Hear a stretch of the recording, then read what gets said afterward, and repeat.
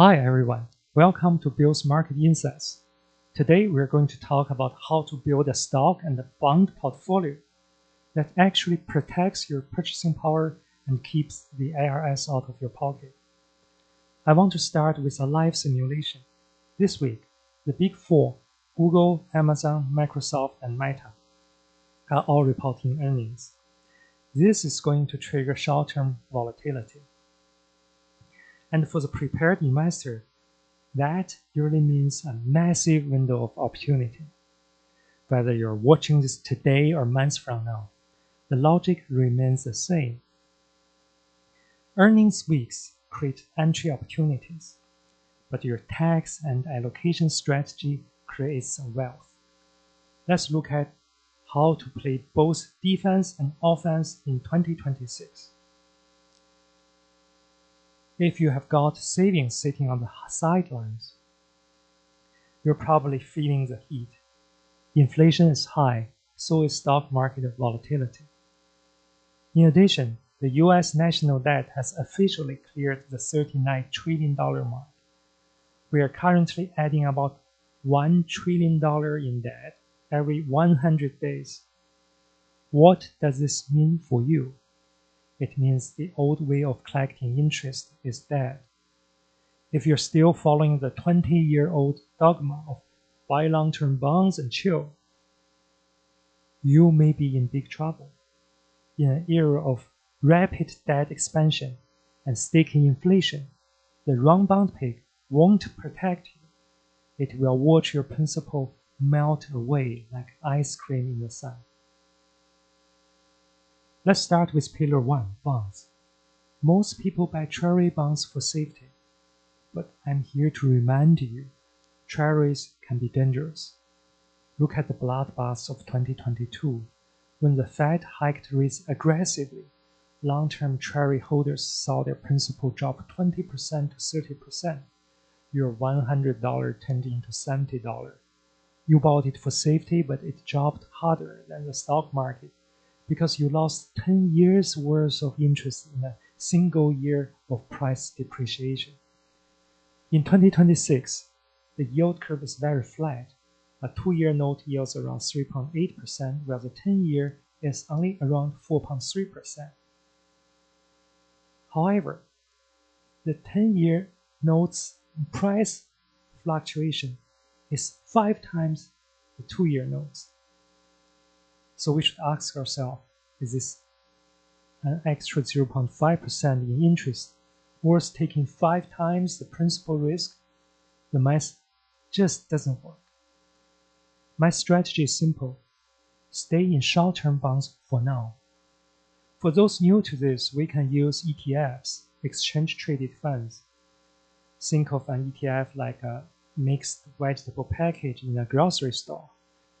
Instead of buying individual potatoes, meat, and greens, you buy one package that has everything pre-balanced for you. It's cheap and easy to trade, and it follows the market perfectly. Here are the 3 safe harbors ETFs I use for 2026. The first one, SGOV. SGOV. This ETF invests in 0 to 3 months ultra-short Treasuries. It yields nearly 4%, almost zero price fluctuation. It's basically cash that pays you. Second one, BIL. BIL, the big brother of short bonds. Highly liquid, steady 4% yield. Third one, SHY. It invests in 1 to 3 year Treasuries. SHY. If you want to lock in rates slightly longer, this is your pick, though it has slightly more price movement. Pro tip: if you look at a chart for BIL, you will see a sawtooth pattern. This is not a crash. That's the ETF paying out its dividends. Once that monthly check is on the way to your account, the price resets. These are monthly paychecks, the perfect mode for your war chest of cash. Let's talk about taxes. They are a very important part of investment design. Everyone talks about moving to Florida or Texas to save on taxes. But here's the reality. If you live in one of the other 41 states, the government usually takes a bite out of your bank CD interest or corporate bonds yields. However, interest from U.S. Treasury ETFs is exempt from state and local taxes in almost every state.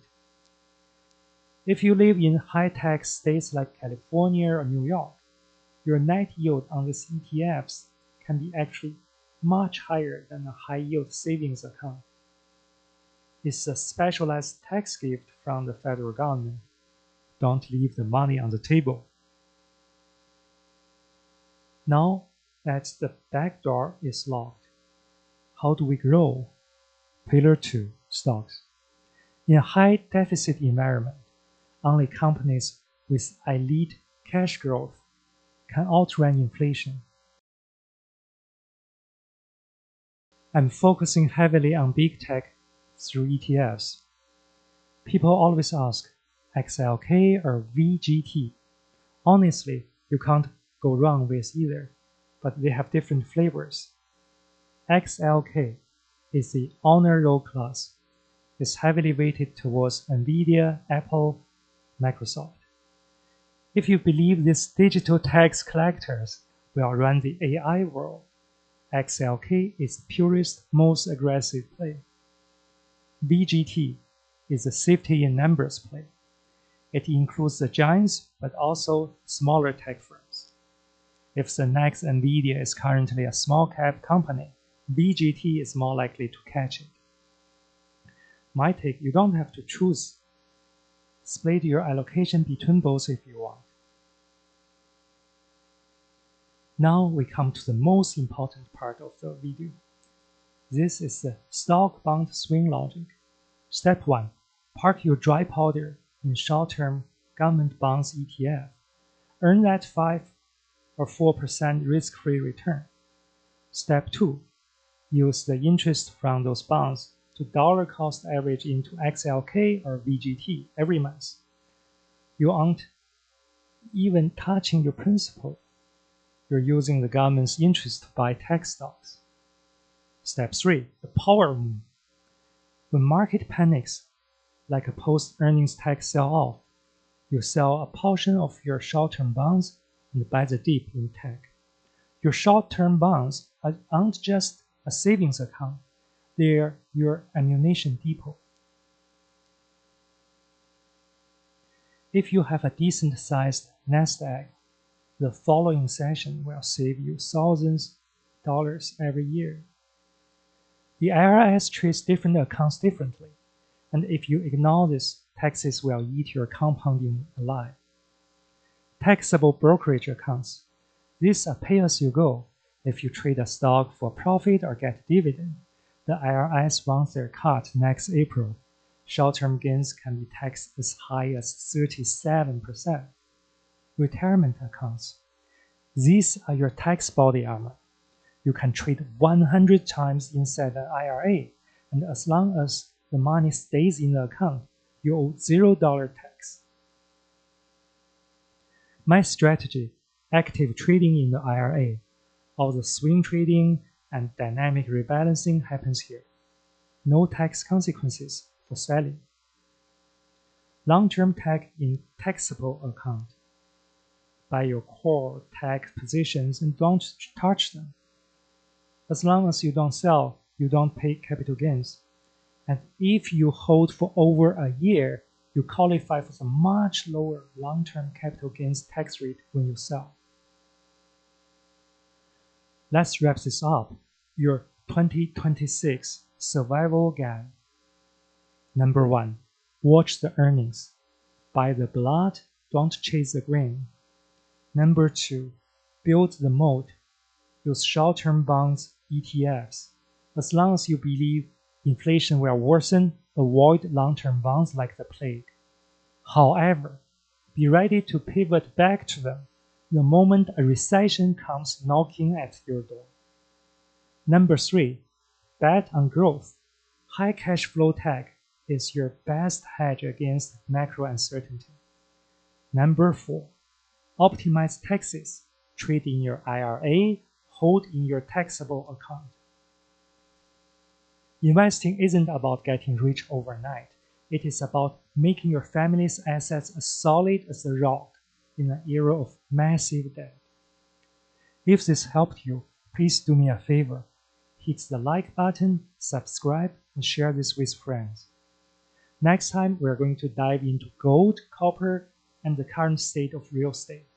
I'm Bill. I'll see you in the next one.